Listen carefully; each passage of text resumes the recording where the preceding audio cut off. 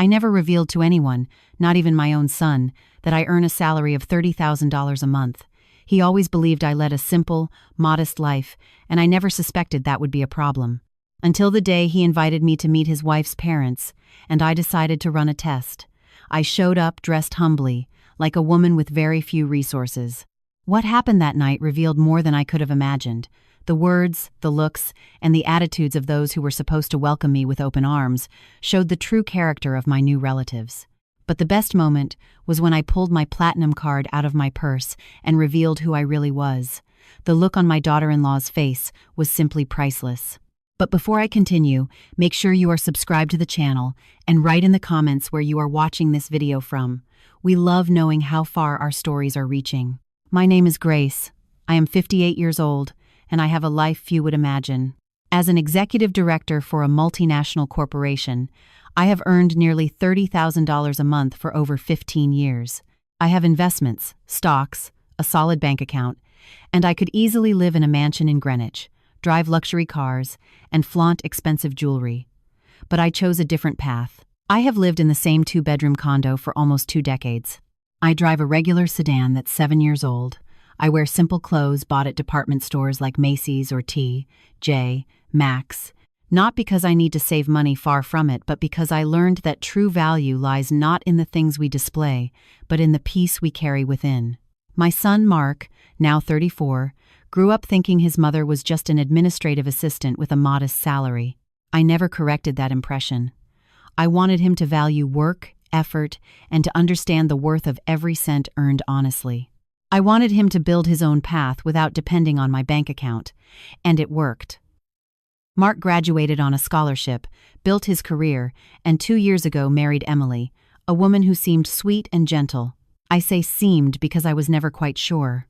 Something about her polite smiles unsettled me, as if there were a layer of artificiality I couldn't penetrate. Then came the phone call that would change everything. "Mom, Emily's parents are in New York and they want to meet you. We scheduled a dinner for Saturday at the Gilded Oak." The Gilded Oak, one of the most expensive restaurants in the city, where an appetizer costs more than what many people earn in a day. "Do they know anything about me?" I asked. There was a brief but revealing silence. "I told them you work in an office, that you're simple." That word simple came out like an apology, almost an embarrassment, as if I were a problem to be explained away. Something inside me snapped. "All right, Mark. I'll be there." After hanging up, I looked around my apartment, comfortable, clean, but without ostentation, without expensive paintings on the walls, without designer furniture, without luxury items in sight. The kind of place someone with my alleged salary would inhabit. An idea began to form in my mind. A dangerous idea, perhaps a bit cruel, but irresistible. If they expected to meet a simple woman, then I would give them exactly that. I would take the performance all the way. I wanted to see how they would treat someone they considered beneath their social status. On Saturday, instead of choosing any of my high-quality but discreet clothing, I went to the back of the closet. There, I kept some old, faded clothes I used for heavy cleaning. I chose a shapeless gray dress with subtle stains that no wash could remove. I put on worn-out scuffed shoes. I tied my hair back in a messy ponytail. No makeup, no jewelry, not even a watch. I looked in the mirror and almost didn't recognize the woman staring back. She looked like someone life had defeated, someone invisible, forgettable, exactly what I wanted. I took my oldest, faded canvas purse, where I put a basic debit card to maintain the charade. Hidden in a secret compartment, however, was my corporate platinum card, the one I use for company expenses, with a practically unlimited limit, a little security for any emergency. The taxi dropped me in front of the Gilded Oak promptly at 8 p.m. A doorman in white gloves opened the door for me with a smile that faltered slightly upon seeing my attire. It was starting already. I entered the lobby, illuminated by crystal chandeliers. Elegant people conversed softly, glasses of champagne sparkling under the golden light. And then I saw Mark standing by a table in the back. Beside him was Emily, dazzling in a cream dress, jewelry glistening on her neck and wrists. Sitting at the table were, presumably, her parents. I walked slowly toward them, observing how the other patrons looked at me, some with curiosity, others with thinly veiled disdain. I was used to reading people. It's an essential skill in the corporate world. When I got closer, I saw Mark's face change. His eyes widened a mixture of confusion and shame. Emily saw me next, and her smile froze. "Mom, you came," Mark said, his voice tense. He gave me a stiff hug. "Of course I came, dear. I wouldn't miss it for anything." Emily approached and kissed my cheek quickly. "It's good that you could make it, Grace." She introduced me to her parents. "Dad, Mom, this is Grace, Mark's mother, Robert and Sandra Sterling." He was a real estate developer, according to what Mark had told me previously. She was a socialite, involved with the kind of charitable foundations that organize black-tie galas where the ticket costs more than most workers' monthly rent. Robert extended his hand with a weak, brief handshake. Sandra only nodded, her eyes scanning my clothes, my purse, my hair. Her assessment was complete in 3 seconds. Her verdict was clear in her pursed lips. "Please, sit down," she said, indicating the chair furthest from her. I sat and observed the table. Silver cutlery, crystal glasses, linen napkins, a fresh orchid arrangement in the center, everything impeccable, everything calculated. The waiter appeared with luxurious menus. I opened mine and feigned difficulty understanding it. "It's all in French," I commented with a deliberately insecure voice. Sandra exchanged a quick glance with Robert. "Do you want me to order for you?" "That would be very kind," I replied, lowering my gaze. Sandra called the waiter and ordered for me. "Bring the garden salad to start and the roast chicken for the main course," she said. Then she added, lowering her voice but not enough, "It's the most economical thing on the menu." Mark looked away, clearly uncomfortable. Emily studied her own menu with unnecessary intensity, and so began one of the most revealing nights of my life. The wine was served a vintage Bordeaux that Robert made sure to mention the price of $250 a bottle, but worth every penny. Sandra raised her glass in a toast. "To family," she said, "and to new acquaintances." The hesitation before the word acquaintances was subtle but intentional. It was already clear I wasn't considered part of the family. I was an intruder, an anomaly to be tolerated. The initial conversation was predictable. Superficial questions about my life, my job, my apartment. I answered everything with half-truths, playing the role of the lower-middle-class working woman struggling to survive. "So, you work as an administrative assistant?" Sandra asked, delicately cutting her filet mignon. "Yes, for many years," I replied, "at the same company." "Fascinating," she said, without the slightest interest. "And do you like it?" "It's a job. It pays the bills." Of course," she murmured, as if talking to a child. "The important thing is the dignity of work, no matter what it is," Robert chimed in. "And you live alone in that apartment Mark mentioned?" "Yes, in the same place for almost 20 years. "Such stability," he commented, choosing his words carefully. "Many people nowadays are always chasing the next biggest and best thing. There's something to be said for contentment." The condescension was palpable. They were praising me for knowing how to stay in my place, for not aspiring beyond my supposed station. The appetizer arrived. My simple salad was visibly smaller than the elaborate starters the others received. Another small, calculated humiliation. "And how was your trip?" I asked, trying to shift the focus of the conversation. Sandra lit up. "Wonderful. We were in Martha's Vineyard. We have a small cottage there. Nothing extraordinary, just 6 bedrooms, but the ocean view is breathtaking. We stayed for 3 weeks," Robert added. "We could have stayed longer, but we have the senator's son's wedding next week. We couldn't miss it." Every word was a brick being stacked, building a wall between us. Every reference to money, connections, possessions was deliberate, designed to establish distance. "And you, Grace?" Sandra asked. "Do you travel much?" "Not much," I replied. "Occasionally, I visit my sister in Jersey."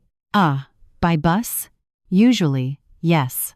Sandra made a small grimace, as if I had mentioned a contagious disease. "Well, everyone does what they can, isn't that right?" The dinner proceeded at that pace.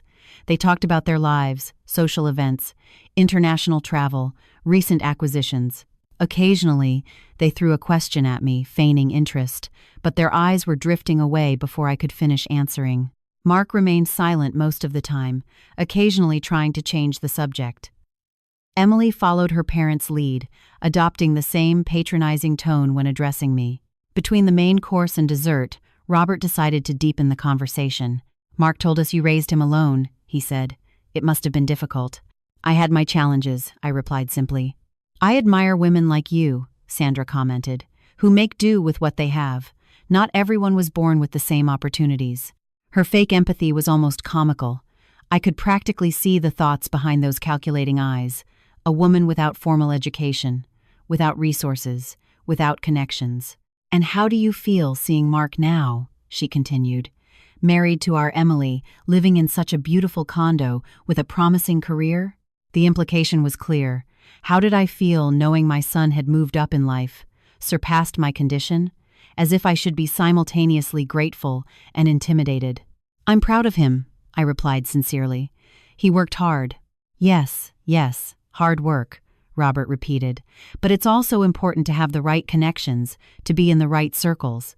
Fortunately, Emily was able to introduce him to some influential people. Mark shifted uncomfortably in his chair. Emily smiled, placing her hand over his. Dad helped Mark get that contract with the Aztec Group, she said proudly. It was just an introduction, Robert replied with false modesty. The rest was his merit. I didn't know that. Apparently, my son was receiving more help from his new family than he had told me. The waiter brought the desserts. Everyone received elaborate chocolate creations and exotic fruits. A simple vanilla custard was placed in front of me. I chose something light for you, Sandra explained. I know many people aren't used to such rich desserts. In that moment, I realized she was actively trying to humiliate me. It wasn't just condescension, it was deliberate cruelty. Very thoughtful of you, I replied, keeping my voice neutral. While we ate dessert, Sandra started talking about the future. Mark and Emily are thinking about having children soon, she announced. We are so excited to be grandparents. That's wonderful, I replied, looking at my son, who seemed surprised by the statement. Apparently, that was a decision Sandra had made, not the young couple. Of course, we'll make sure they have everything they need, she continued. We're already considering putting them on the waiting list for the Ellington Academy. It's never too early to ensure the best education. The Ellington Academy, the most expensive and exclusive school in the city, a place where 6-year-olds learned etiquette for formal dinners. And you, Grace, she asked with a smile that didn't reach her eyes, what are your plans for the future? Keep working, I suppose, I replied. I can't retire yet. Sandra's smile widened, like a predator finally cornering its prey. About that, she said, putting her fork down and clasping her hands on the table. Robert and I were talking, and we worry about you. The atmosphere at the table changed instantly. Robert straightened up, as if about to start a business meeting. Mark looked at Emily, confused. She looked away, fixing her eyes on the napkin in her lap. She knew what was coming. Worry about me? I asked, maintaining an innocent expression. Yes, Sandra continued, her voice taking on a falsely maternal tone. You see, Grace, we all get older. Life gets harder, and we understand that your financial situation may not be the most comfortable. Robert nodded gravely. Cost of living is only going up. Healthcare, housing, everything becomes more expensive. And for someone with limited resources, we worry that this might become a burden for Mark and Emily in the future, Sandra completed. Ah, so that was it. The true purpose of the dinner was beginning to reveal itself. A burden, I repeated softly. Mark is a good son, Sandra explained, as if talking to a child. He feels responsible for you. And while that is admirable, Robert and I don't want that to interfere with the life he and Emily are building together. Mom, please, Mark interrupted, visibly uncomfortable. It's okay, dear, Sandra replied, patting his hand. Your mother understands that we are all thinking of her well-being. I maintained my silence, letting them fully reveal their intentions. What we want to propose, Robert continued, taking control of the conversation, is an arrangement that benefits everyone. What kind of arrangement? I asked. Modest financial support, he said, as if offering a huge favor. We can provide a small monthly allowance for you, Grace. Something to supplement your income and ensure you have what's necessary without having to turn to Mark. Sandra smiled broadly. We were thinking something like $300 a month. It's not much to us, but we imagine it would make a significant difference for you. I almost had to stop myself from laughing. $300. An amount I spent on a corporate lunch without thinking twice. And in exchange? I asked. Because there is always an in exchange. Sandra's smile faltered slightly. Well, it's not exactly an exchange, it's more of a mutual understanding. What kind of understanding? Robert cleared his throat. We would just expect you to respect the young couple's privacy, to understand that they are building their own life with their own traditions and social circles.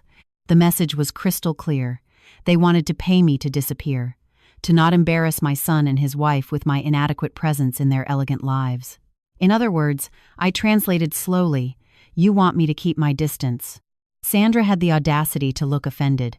No, it's not that. We just want everyone to find their appropriate place in this new family dynamic. My appropriate place, I repeated.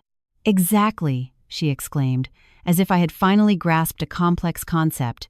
You will always be Mark's mother, of course. But now that he is married to Emily, now that he is entering our circle, there are certain expectations, certain standards. Mark finally found his voice. Dad, Mom, this isn't necessary. My mother has never been a problem. Of course not, dear, Sandra said patronizingly. No one is saying that. We're just trying to be practical, farsighted. The waiter approached to ask if we wanted coffee. Robert ordered espressos for everyone without consulting me, a small gesture that summed up the entire night. My preferences, my opinions, my desires were irrelevant. While we waited for the coffee, Sandra continued detailing what this arrangement would look like, how they could transfer the money discreetly to my account, how I could use it to improve my quality of life, perhaps buy better clothes, she gave a meaningful glance at my worn dress, or even make small improvements to my apartment. Of course, we would continue to invite you for special occasions, she added generously. Birthdays, maybe Christmas. The coffee arrived.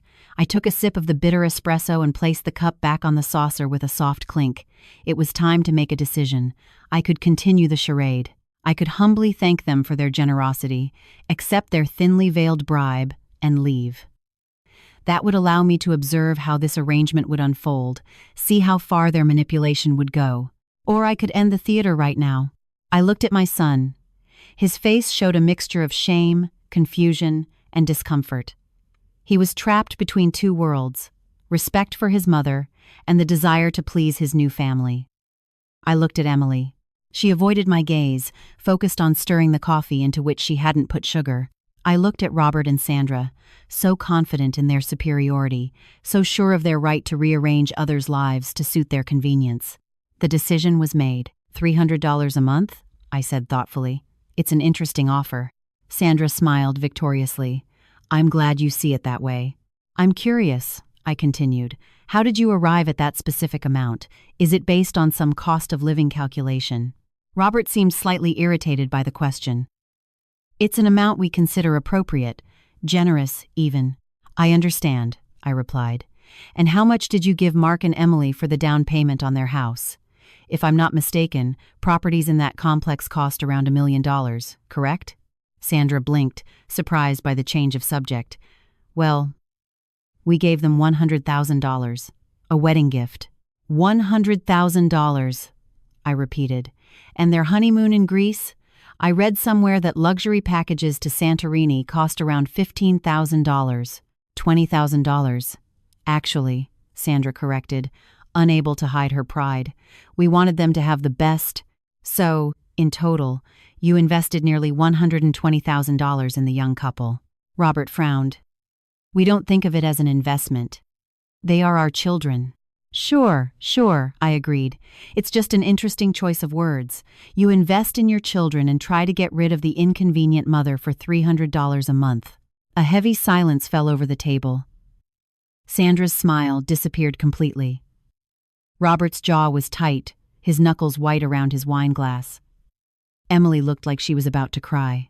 And Mark, my son, seemed to be in total shock. Grace, Sandra said finally, her voice colder now. I think you are misunderstanding our intentions. We are just trying to help. Help, I repeated slowly. Interesting how that word can mean such different things depending on who uses it. I placed my napkin on the table and leaned back in my chair. My posture changed subtly. I was no longer the shy, submissive woman I had played all night. Now, my shoulders were square, my chin slightly raised, my eyes focused directly on theirs. Let me tell you a story, I began, my voice calm but firm, about a woman you think you know, but you really don't. Sandra and Robert exchanged confused glances. Mark watched me intently. That woman started as a secretary at a multinational company 30 years ago. She earned minimum wage. She lived in a rented room. She ate what she could buy with the little that was left after paying the bills. And then she found out she was pregnant. Mark leaned forward slightly. He knew that part of the story, but perhaps not the details. The child's father disappeared. Her family turned their backs on her. She was completely alone. Sandra seemed momentarily uncomfortable, as if she hadn't expected such personal details.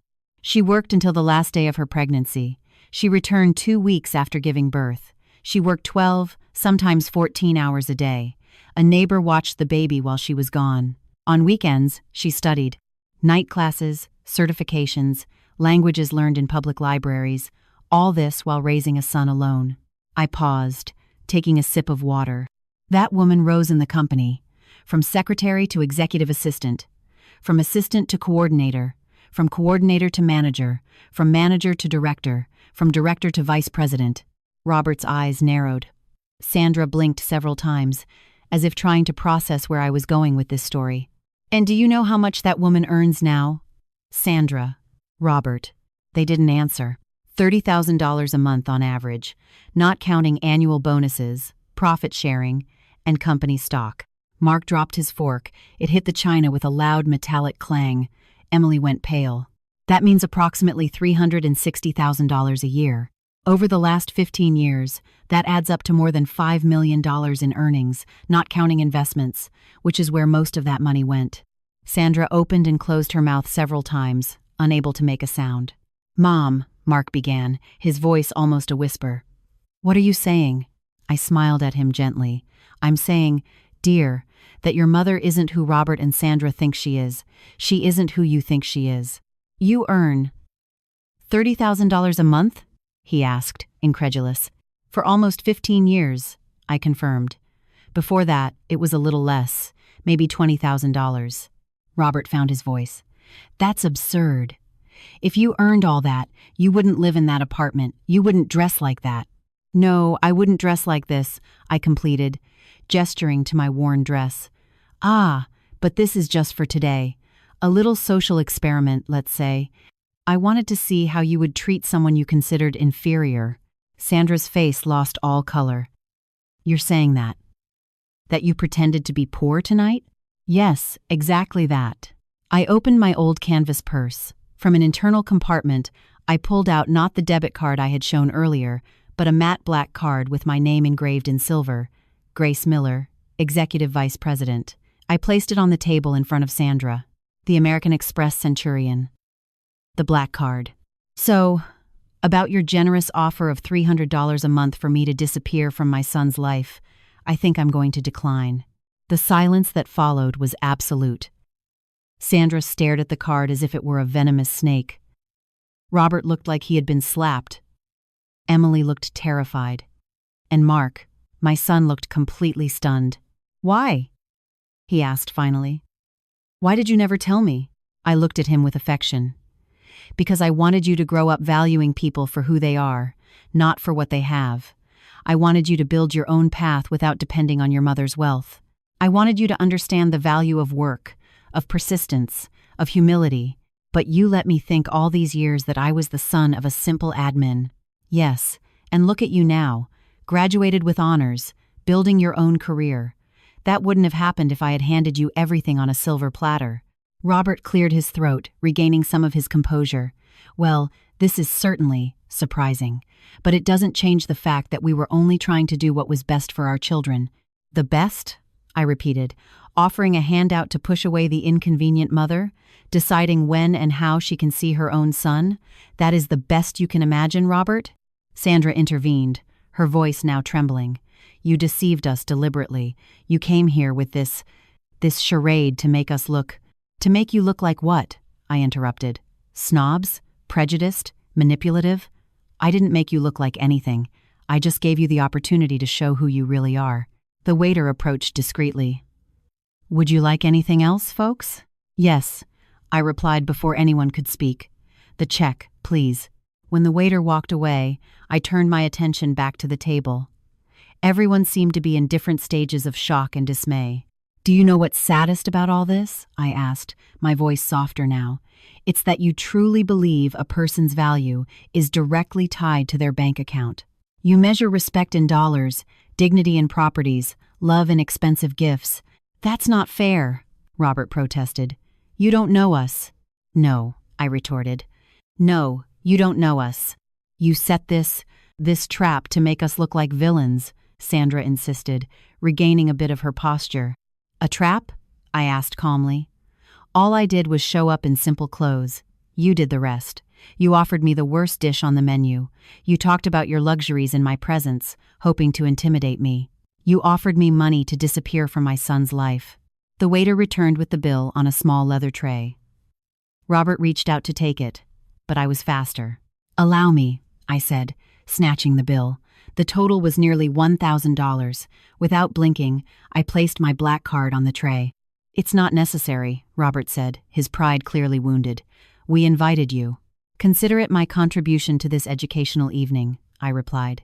After all, I learned a lot about all of you. As the waiter walked away with my card, I turned to my son. Mark, I am very sorry for never telling you the truth, but understand that I did it out of love, not deceit. I wanted you to become the man you are today. Hardworking, responsible, independent. Mark shook his head, still processing everything. All those years. The small apartment, the simple clothes, the modest vacations. It was all a choice? Everything, I confirmed. I didn't need a big house just for me. I didn't need designer clothes to feel fulfilled. I didn't need to display wealth to have worth. Sandra let out a dry, bitter laugh. How convenient. You pose as some sort of saint of humility when actually you just deceived your own son for decades. I looked at her calmly. The difference between us, Sandra, is that you use your money to control people. I used my discretion to free them. The waiter returned with my card and the receipt. I signed, leaving a generous tip. About your proposed arrangement, I continued, putting my card away. Let me make a counter-proposal. I will give you $10,000 right now if you can tell me a single time you treated someone without financial resources with genuine respect. Robert turned red with rage. Sandra pressed her lips into a thin line. That's what I thought, I said softly. I stood up, grabbing my old purse. Mark, when you're ready to talk, you know where to find me. I will always be there for you. No conditions, no arrangements, no manipulations. Just genuine love. Emily finally spoke, her voice almost inaudible. Grace, I didn't know about the money. About tonight. Believe me, I didn't know. I looked at her, trying to determine her sincerity. There was shame in her eyes, but also confusion, as if she were seeing her parents in a new light. I hope that's true, Emily, I replied. And I hope tonight was educational for you too. I turned to leave. Then I stopped and looked back one last time. Oh, and Robert, Sandra? You were right about one thing. Money is important, but not in the way you think. The true value of money lies in the freedom it provides. Freedom to live according to your values, not to be controlled by others, to help without expecting recognition. It's a pity that with all your wealth, you are still so poor. With that, I walked through the elegant restaurant with my head held high, feeling the gazes following me. They were no longer looks of disdain for my simple clothes, but of curiosity about the woman who had just paid a $1,000 tab and was walking out with the dignity of a queen. When I reached the sidewalk, I breathed in the night air deeply. For the first time in years, I felt completely exposed and completely free. The taxi dropped me in front of my building an hour later. I paid the fare and entered the simple but well-maintained lobby. The night doorman, Mr. Peterson, greeted me as he always did. Good evening, Miss Grace. Is everything all right? Everything is fine, Mr. Peterson. A revealing night. He smiled, not understanding the true meaning behind my words, and went back to his magazine.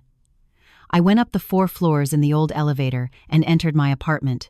As soon as I closed the door, I felt the weight of the night fall from my shoulders. I took off the scuffed shoes, left the canvas bag on the floor, and walked to my bedroom. I opened the closet and pushed aside the simple clothes I wore day to day, revealing the section hidden in the back. There were my executive suits, impeccably tailored Armani, silk dresses, custom Italian shoes, the Grace that no one, except my work colleagues, knew. I took off the worn dress I had used for dinner and threw it in the hamper. I took a long, hot shower, letting the water wash away the accumulated tension. Afterward, I put on soft cotton pajamas, a small luxury I allowed myself, and made a cup of chamomile tea. Sitting in my modest living room, I looked around. Comfortable furniture, but not luxurious. A mid-sized TV, not the latest model. Walls without expensive art, just some framed photographs, mostly of Mark growing up, some from my rare travels. There was nothing here to suggest a woman who earned $30,000 a month. And that was the great irony. I really liked this simplicity. It wasn't entirely a charade. Having grown up with nothing, having fought for every penny, I learned to value peace over luxury, tranquility over ostentation. My phone rang, interrupting my thoughts. It was Mark. I took a deep breath before answering. "Hi, son." "Mom." His voice sounded strange, a mix of confusion, pain, and admiration. "I don't even know where to start." "I understand," I replied gently. "It was an intense night for all of us." "Why, Mom? Why did you never tell me?" The million-dollar question, literally. "In the beginning, there wasn't much to tell," I explained. "When you were little, I was still building my career. I only started earning really well when you were about 16 or 17. And at that time, well, we already had our rhythm, our lifestyle. It seemed unnecessary to change everything. But later, when I graduated, when I started working, when I got married, why keep the secret?" I took a sip of my tea, organizing my thoughts. "Maybe it was selfish of me," I admitted. "But I was afraid that if you knew, our relationship would change, that you would see me differently. And I also wanted to make sure you were following your own path, not relying on your mother's fortune." There was a long silence on the other end. "And what happened tonight? Did you plan it all?" "Not exactly," I replied. "When you invited me and mentioned you had told Emily's parents I was simple, something inside me rebelled. I decided to test how they would treat me if they thought I had nothing to offer. No status, no connections, no money. And they failed the test," Mark said, his voice now laden with bitterness. "Yes," I agreed simply. "They failed." More silence. "Emily is devastated," he said finally. "She is mortified by her parents' behavior and by her own." "And you?" I asked softly. "How are you?" Mark sighed deeply. "Honestly, I don't know. I'm shocked, confused, angry, impressed, all at the same time. It's like the woman I thought was my mother, my whole life was only half the story. The other half is this. Powerhouse. VP of a multinational, executive meetings, business trips, decisions affecting thousands of people. It's a side of you I never knew." He was right. For years, I kept my two worlds carefully separated. Grace the executive stayed at the office. Grace the modest mother came home. "You're right," I admitted. "There was a separation, maybe greater than it should have been." "What happens now?" he asked, his voice suddenly tired. "That depends on you, son, on you and Emily." "As for her parents, they stormed out of the restaurant," Mark interrupted. "Robert said you humiliated them deliberately. Sandra cried in the car, saying you set a trap for them." I almost smiled at the irony. Interesting how they feel humiliated by being treated exactly as they treat others. "They said they're going to reevaluate their support for us," Mark continued, "whatever that means. Financial blackmail," I translated. "Their favorite method of control." "Maybe," Mark agreed. "But honestly, Mom, after tonight, I'm not sure I want to be as tied to them as I was." Something in his tone alerted me. "Mark, don't make drastic decisions now, in the heat of the moment. Sandra and Robert are Emily's parents. They will always be part of your life in some way, even after what they did, what they said." "Yeah," he replied, unconvinced. "Families are complicated. People are complicated. No one is entirely good or bad. Maybe tonight serves as a starting point for honest conversations, for establishing healthy boundaries." There was a sound on the other end, Emily saying something in a low voice. "Mom," Mark said, "Emily wants to talk to you. Do you mind?" "Of course not." There was a moment of silence while the phone was passed. "Grace?" Emily's voice was hoarse, as if she had cried for hours. "Hi, Emily. I don't even know where to start." I'm so ashamed, so mortified. You don't have to be, I replied gently. You are not responsible for your parents' actions. But I let it happen, she insisted. I saw how they were treating you and I said nothing. I even participated in a way. She was right, but there was no need to rub salt in the wound. You grew up in that environment, Emily. It's hard to question the values we were raised with. She sniffled slightly. It's no excuse. I should have been better. Yes, I agreed gently, but the important thing isn't what you did tonight. It's what you do from here on out. I want to improve, she said, her voice firmer now. I want to be the kind of person who judges others by character, not bank account. The kind of person you are. I closed my eyes, moved by her words despite everything. Then start now, I suggested. Not with grand declarations or promises, but with small daily actions. The way you treat the waiter, the doorman, the taxi driver. The way you talk about people who have less than you. The assumptions you make about people's worth. I will, she promised. And Grace. I really am so sorry. More than I can express. I know you are, Emily. And that's already a start. In the 2 weeks that followed, I lived in a strange limbo. The truth was out, but the consequences were still unfolding slowly, like ripples spreading after a stone hits the water. Mark called me daily, asking questions about my career, my financial life, decisions I made over the years. It was as if he were trying to reconstruct the image of his mother, filling in the gaps he now realized existed. Why did you keep living in this apartment? He asked during one of those conversations. You could have easily bought a penthouse in Manhattan. I could, I agreed. But this place was always enough. Comfortable, safe, close to the park where I like to walk. Why change just because I could? But the budget vacations, the cheap restaurants, the department store clothes, I smiled, even knowing he couldn't see me over the phone. The trips were to places I wanted to see. The restaurants served food I liked. The clothes fit me. The point, Mark, is that at some moment in my life, I realized that spending more didn't necessarily mean living better. There was a pause on the other end. I don't think I ever looked at things that way, he admitted. I always thought that if I had more money, I would naturally spend it on, well, everything. That's what we are conditioned to believe, I replied. That success means consumption, that personal value is tied to possessions. The conversation with Emily was different, more cautious. She came to visit me alone 3 days after the dinner, bringing flowers, simple daisies, I noticed, not the expensive roses or exotic orchids her parents probably would have chosen. We sat on my small balcony drinking tea and coffee her. This place is really nice, she commented, looking around. Cozy. Thank you, I replied. It's my refuge. She hesitated, turning the cup in her hands. Grace, there's something I need to ask you, and I ask you to be brutally honest with me, always. What do you really think of me? Not as a daughter-in-law, but as a person? The question caught me off guard.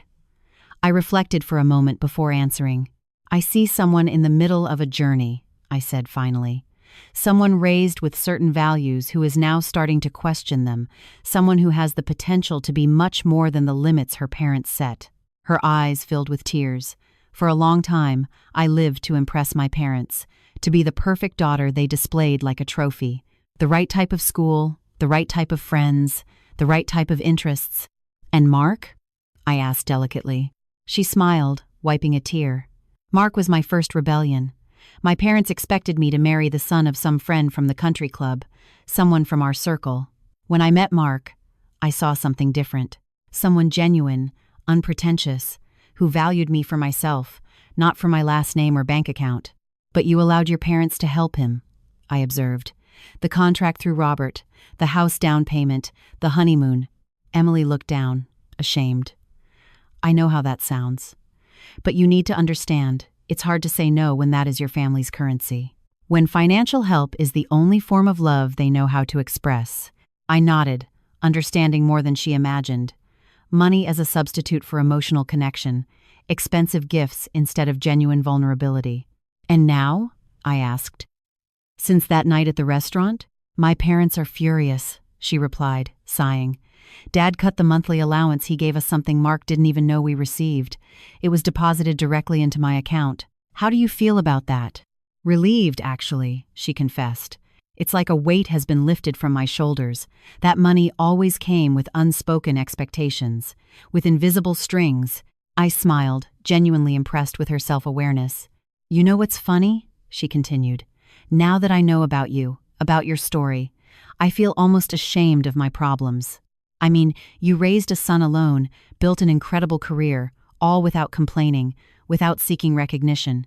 Don't compare journeys," I advised. "Everyone has their own challenges, their own mountains to climb." Emily nodded thoughtfully. "Grace, can I ask you another question?" "Sure. How do you do it?" "Live with such authenticity? Not caring what others think?" I laughed softly. "Oh, I care. We all care in some way. The difference is that I learned to care more about what specific people think, people whose values I respect, and less about the rest of the world." We talked for more than 2 hours that afternoon. When Emily was leaving, she hugged me. Not the formal hug from before, but something genuine, warm. "Thank you," she whispered, "for not judging me by the worst moment of my life." "We all deserve the chance to grow beyond our mistakes," I replied, returning the hug. A week later, I received an unexpected message. It was from Sandra. "We need to talk. Just the two of us. Can it be at the Palm Court at the Plaza, tomorrow at 11 a.m.? I was surprised. The Plaza Hotel was one of the most elegant in the city, Sandra's territory, not mine. For a moment, I considered refusing, but curiosity was stronger. "I'll be there," I replied. The next day, I dressed with care. Not in my imposing executive clothes, nor in the simple garments of my day-to-day. I chose something in between. Well-cut trousers, a simple silk blouse, quality leather shoes, elegant, without being showy. The Palm Court was exactly as I imagined. Crystal chandeliers, soft classical music, waiters in formal attire. Sandra was already there, sitting at a corner table. She looked up when I approached, and for a brief moment I saw something I never expected to see on her face. Uncertainty. "Grace," she greeted, indicating the chair opposite me. "Thank you for coming, Sandra," I replied, sitting down. "I confess I was surprised by your invitation." A waiter appeared immediately. Sandra ordered tea Earl Grey. I ordered an espresso. When the waiter withdrew, Sandra arranged the napkin in her lap, a gesture that betrayed her nervousness. "I imagine you're wondering why I wanted this meeting," she began. The thought crossed my mind. Sandra took a deep breath. "In the last 2 weeks, I've reflected on that night at the restaurant. On the things I said, the assumptions I made. I kept my silence, letting her continue. "I won't pretend it was a pleasant experience," she proceeded. "Being exposed like that in front of our son-in-law, our daughter, it was humiliating. No more humiliating than being treated as inferior for an entire dinner," I observed quietly. Sandra had the decency to look ashamed. "Yes, well, that's what I want to talk about." Our orders arrived. Sandra took a small sip of her tea before continuing. "Do you think you know me, Grace? Do you think I'm just a superficial socialite obsessed with status and money? Are you not?" I asked directly. She smiled without humor. "It's more complicated than that." "It usually is." Sandra placed the cup on the saucer carefully. "I grew up in a family where appearances were everything. My father was new money, determined to be accepted into high society. My mother was obsessed with status. The right address, the right schools, the right connections. That explained some things, but it didn't justify her behavior. I was raised to believe that social worth and personal worth were the same thing," she continued. "That respect depended on your bank account, that friendships were strategic alliances, that marriages were mergers of assets. And you never questioned those values?" "Occasionally," she admitted. "There were moments, doubts. But then I would look around and see the world confirming exactly what I was taught. People treating the rich with deference, opening doors, making exceptions." I took a sip of my espresso, watching her closely. "Why are you telling me this, Sandra? Are you looking for absolution?" She shook her head. "No, not exactly. I'm trying to understand." "Understand what?" "How someone like you, someone with as much money as I have, maybe more, can live so differently, without needing everyone to know, without using it as a weapon, without turning it into your identity." I hadn't expected that vulnerability from her. For a moment, I saw beyond the polished facade the underlying insecurity, the carefully hidden fragility. The answer is simple. Sandra, I replied finally. I learned early on that money is a tool, not a measure of value. It buys comfort, security, certain freedoms, but it doesn't buy genuine respect. It doesn't buy true connection. It doesn't buy inner peace. Sandra watched me for a long moment, as if seeing something new, something she had never considered before. You know, she said finally, when I discovered who you really were that night, after the initial anger, the shame, I felt something strange, something I couldn't identify immediately. And what was it? Envy, she admitted, the word seeming difficult to pronounce. Not of your money or position, obviously, but of your freedom, of the way you seemed completely unconcerned with others' judgment. I almost laughed. If only you knew how many nights I spent awake, worried if I was doing the right thing by hiding my financial situation from Mark, how many times I questioned my choices, my motives. Freedom comes with practice, I replied, and usually after realizing that the alternative living to impress others is a much more confining prison. Sandra toyed with her teaspoon, thoughtful. Robert and I have had several arguments since that night, some quite heated. He thinks we should just cut ties with Mark and Emily until they come to their senses. And you? I don't want to lose my daughter, she said softly. And for the first time, I'm realizing that maybe I lost her in part a long time ago without even noticing. There was genuine pain in her voice that surprised me. It's not too late, Sandra, I said gently. Emily is still here. She's still your daughter. But she's so different now, since that night. She confronts us in a way she never did before. She questions our values, our attitudes. Yesterday, she returned the credit card we always kept for her. She said she and Mark prefer to live within their own means. I couldn't help a small smile. That must have been a shock. It was disconcerting, Sandra admitted. Like someone rewrote the rules without telling us. I took the last sip of my espresso. They aren't new rules, Sandra. They are values older than money. Independence, self-reliance, integrity. Sandra sat in silence for a moment, absorbing my words. You must think I'm a terrible person, she said finally.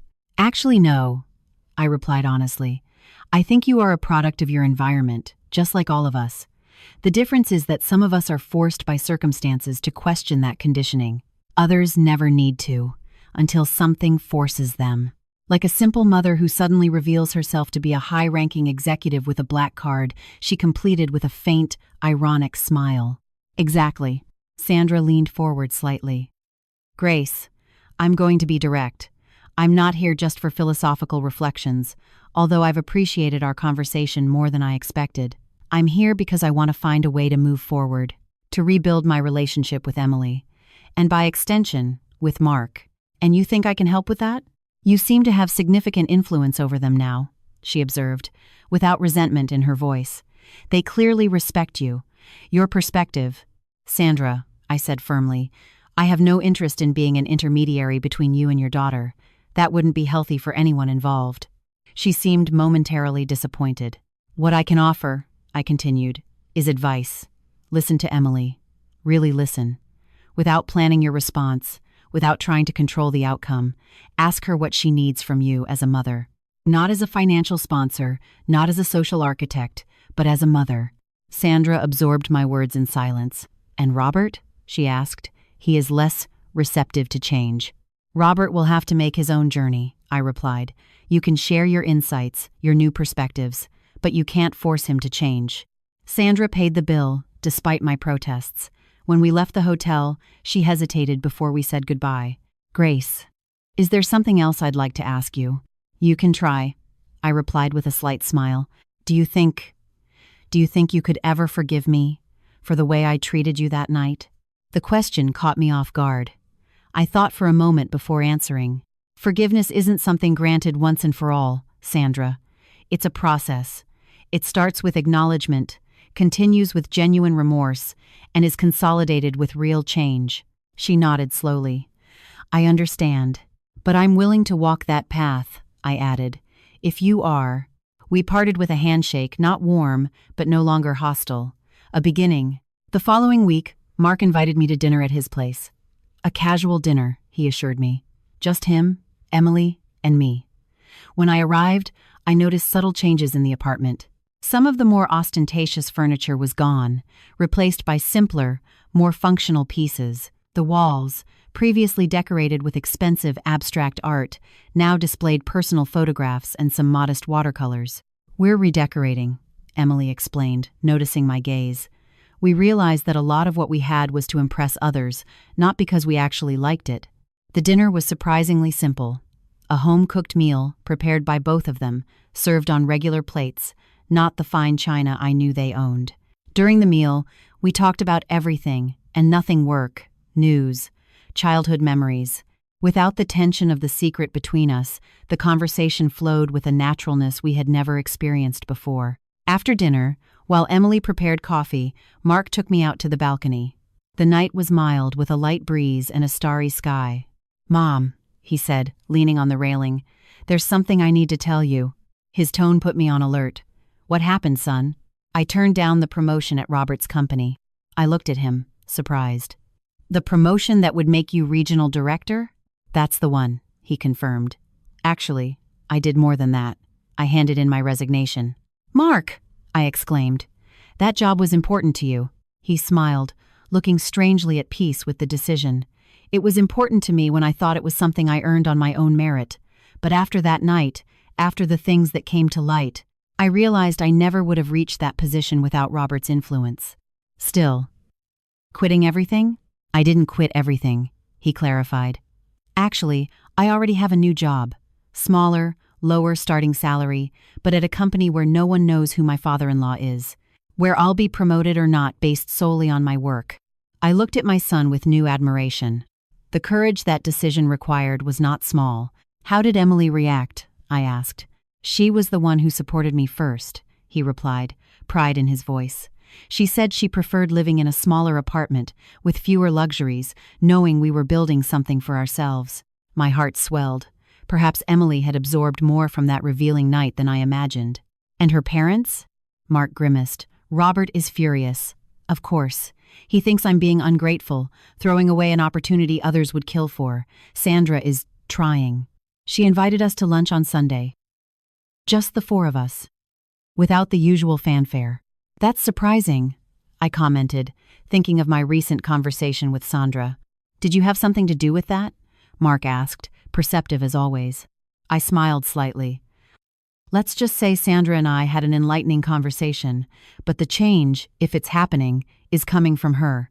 Emily joined us on the balcony, bringing coffee in simple ceramic mugs, not the fine porcelain cups her parents had probably gifted her. "Talking about my mother?" she asked, handing us the mugs. "Yes," I admitted. "Mark told me about Sunday lunch." Emily nodded, sitting next to Mark. "She's called almost every day. It's weird. She seems to be actually trying to listen to me for the first time. Without trying to convince me of anything, without telling me what to do or how to dress or where to go. People can change," I observed, "if they have enough motivation. And sometimes," Mark added, taking my hand, "we need a little earthquake to shake the foundations and allow for that change." We stood in silence for a moment, appreciating the night, the coffee, the new honesty between us. "Mom," Mark said finally, "there's something else I want to ask you. Why did you do that? The full charade? Pretending to be poor when you went to dinner with Emily's parents?" I reflected for a moment, organizing my thoughts. "I think it was a combination of things," I replied honestly. "Part of it was impulse, a reaction to that word 'simple' you used on the phone. As if I were something that needed to be explained, justified." Mark lowered his eyes, ashamed. "I'm so sorry about that." "It's not necessary," I assured him. But another part was protective instinct. Maybe I wanted to see who these people really were who were now part of your life. How would they treat someone they considered inferior? "And they failed the test," Emily commented without bitterness, just stating a fact. "They failed," I agreed. "But sometimes, our failures are our greatest teachers." Emily smiled slightly. "I think we all learned something that night." When I returned home that night, I felt a peace I hadn't experienced in a long time. The weight of decades of secrecy had been lifted, and although the process was painful, the result seemed worth it. The following Monday, something unexpected happened. Upon arriving at the office, my assistant informed me that Robert Sterling was at the reception, insisting on seeing me. Surprised, I told her to let him in. Robert appeared in my office, impeccably dressed as always, but without the usual arrogance. There was something different about him, a hesitation, a vulnerability he had never shown before. "Grace," he greeted formally. "I appreciate you seeing me without notice, Robert," I replied, indicating the chair in front of my desk. "What can I do for you?" He sat down, seeming momentarily impressed by my executive office spacious, with a view of the city skyline, decorated with discreet but undeniable elegance. "Impressive," he commented, looking around. "Different from what I expected." "And what did you expect?" "I don't know," he admitted. "Something more ostentatious. Maybe after discovering who you really are, I imagined this would be where you displayed your true status." I smiled slightly. "This is my workspace, Robert. Designed to be functional, professional, and comfortable. Not a status statement." He nodded slowly, as if absorbing a new idea. "I imagine you didn't come all this way to discuss my decor," I observed. "No," he agreed, straightening his posture. "I came for 2 reasons. First, to apologize for my behavior at that dinner. It was unforgivable." The admission surprised me. Robert didn't seem like the type of man used to apologizing. "And the second reason." He hesitated, clearly uncomfortable. "I need your help. Or rather, your advice." "My advice?" I repeated, genuinely surprised. "Mark left the company," he said, a trace of bitterness in his voice. "You probably already know." "Yes," he told me. "What you may not know is that he wasn't the only one. 3 other managers resigned in the same week, all citing philosophical differences with the company's leadership." Interesting. Apparently, Robert's management style was causing more damage than just in his family. "And how can I help with that?" I asked. Robert ran a hand through his perfectly combed hair, a surprisingly human gesture coming from him. "You built an impressive career. You rose on your own merit. You lead people who clearly respect you, not just fear you. I would like to understand how." "Ah, so that was it." Robert Sterling, the real estate mogul used to giving orders and being obeyed without question, was facing the consequences of his leadership style. "Leadership isn't about power, Robert," I said calmly. "It's about influence. And genuine influence comes from mutual respect, not fear or intimidation." He looked at me as if I were speaking another language. "But how do you maintain control? Without threats? Without manipulation? Without using money as a tool of coercion?" I completed for him. "Start by seeing your employees as whole people, not just resources to be exploited." In the months that followed that revealing night, I observed transformations I would never have predicted. Robert, to my surprise, became a semi-regular visitor to my office. Our conversations, initially tense and formal, gradually evolved into genuine dialogues about leadership, business ethics, and eventually, personal values. "I never thought I would be seeking advice from someone I met under the circumstances I met you," he admitted during one of our conversations. "Life has an interesting sense of humor," I replied, smiling slightly. Sandra also changed, though in more subtle ways. Her initial attempts to reconnect with Emily were clumsy, occasionally relapsing into old habits of control and judgment, but there was sincerity in her efforts that couldn't be denied. One Sunday, about 4 months after the night of the dinner, as we all referred to the incident, I was invited to lunch at the Sterling's house. I accepted with some hesitation, not knowing what to expect. To my surprise, lunch was not in the formal dining room, but on the sunny back patio. The table was set with elegance, but without the pomp I imagined to be the standard of that house. Sandra served the dishes personally, a home-cooked meal that she admitted, with a certain shy pride, having prepared with Emily's help. "We're rediscovering old family traditions," Sandra explained when I commented on the food. "My grandmother used to make this dish. I had completely forgotten about it until Emily asked about family recipes." During lunch, I noticed how Robert addressed Mark, not with the previous condescension, but with genuine interest in his new job, his ideas, his plans for the future. There were no veiled mentions of returning to the company, no suggestions that he was making a mistake. After dessert, while the men talked about a new community project Mark was involved in, Sandra invited me for a walk in the garden. "You know," she said, as we walked among well-tended rose bushes, "I never thanked you properly. For that night. For showing us who we really were." "It wasn't exactly my intention," I admitted. I was more interested in protecting myself, in understanding who my son was getting involved with. Still, she insisted, it was a necessary awakening, painful, shameful, but necessary. I watched her closely. The perfectly styled hair, the discreet but expensive jewelry, the elegant dress. Externally, Sandra still looked like the same polished socialite, but there was something different in her eyes, a new reflective quality that wasn't there before. "How was it for you?" I asked gently. "This whole re-evaluation process?" Sandra laughed softly. "Terrible. At first, I was furious with you, with Emily, with the world. I felt betrayed, exposed, humiliated. I understand that. But then, something strange started to happen. I started noticing things.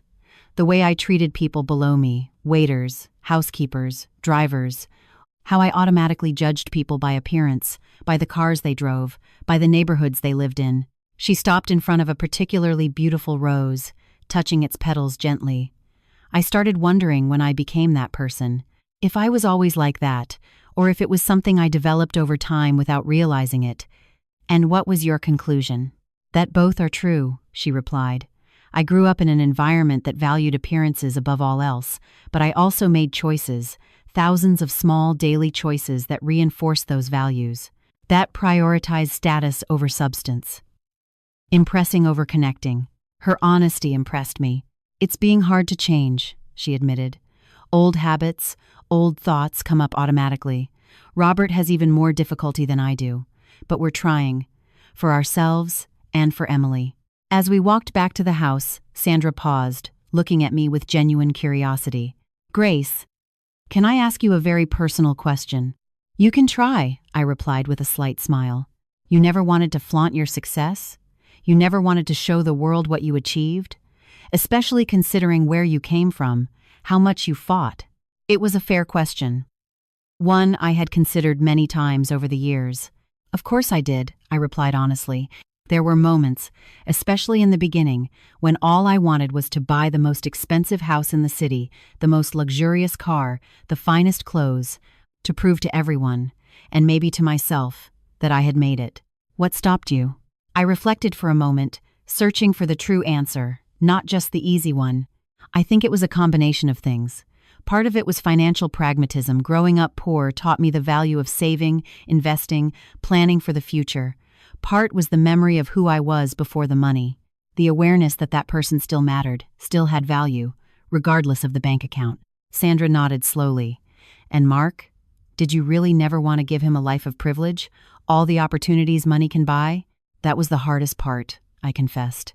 "There were nights I lay awake wondering if I was depriving my son of advantages I could easily provide. If my desire to teach him certain values was actually hurting him in some way." "What convinced you otherwise?" "Seeing the man he became," I replied simply. "Hardworking, kind, grounded. Someone who values people for their character, not their status." Sandra smiled, looking at the patio where Mark and Emily were talking animatedly. "You did a great job with him," she said, a touch of envy in her voice. "You also have a wonderful daughter," I replied sincerely. "Someone capable of recognizing mistakes, of growing, of becoming more than her conditioning." When we joined the others on the patio, I felt a strange sense of wholeness. We weren't a perfect family, far from it. There were still wounds healing, patterns being unlearned, new paths being forged with hesitation. But there was also an authenticity that didn't exist before, a willingness to see and be seen without the masks of status, of pretense, of social expectations. A year later, I received news I never imagined possible. Mark and Emily were expecting a baby. I was going to be a grandmother. When they told me, at an intimate dinner in my apartment, I felt a joy that transcended any professional success, any financial achievement. "We know it's early to decide," Emily said, holding Mark's hand. "But if it's a girl, we'd like to name her Grace." Tears came to my eyes. "It would be an honor. And we want you to be a major part of her life," Mark added. "No secrets this time." I smiled through the tears. No secrets. That night, after they left, I stood on my small balcony watching the city lights. I thought about the extraordinary journey that had begun at that fateful dinner when I decided to test my son's new family. How different it might have been if I had simply shown up as myself, if I had revealed my true financial status from the start. Maybe Robert and Sandra would have treated me with superficial deference. Maybe we would have maintained the facade of family harmony, exchanging expensive gifts on birthdays, attending social events, everyone smiling for photos while hiding our true feelings. But we also would have lost the opportunity for growth, for self-discovery, for genuine connection that came through that moment of raw truth. Sometimes, I thought, a little theater is needed to reveal the deepest truth. As I got ready for bed, I passed the closet where I kept my impeccable executive clothes. Next to them, still hanging, was the old gray dress I wore that night. I kept it as a reminder not of the humiliation I suffered, but of the courage required to show your true face to the world, whether adorned in expensive silk or faded cotton. True wealth, I learned, isn't in what we possess, but in who we become along the journey, in the choices we make daily, in the people we love, whom we challenge, whom we inspire to be better. And as my granddaughter grew up in a world very different from the one in which I raised Mark, I hoped I could teach her the same lesson that took me a lifetime to learn, that our value is never in our bank account, but in the content of our character. That true wealth isn't something you display, but something you live quietly, consistently, authentically. With that comforting thought, I fell asleep. Not as a successful executive, not as a wealthy woman, but simply as Grace, a woman who finally found peace in being exactly who she is. No apologies, no disguises, no secrets.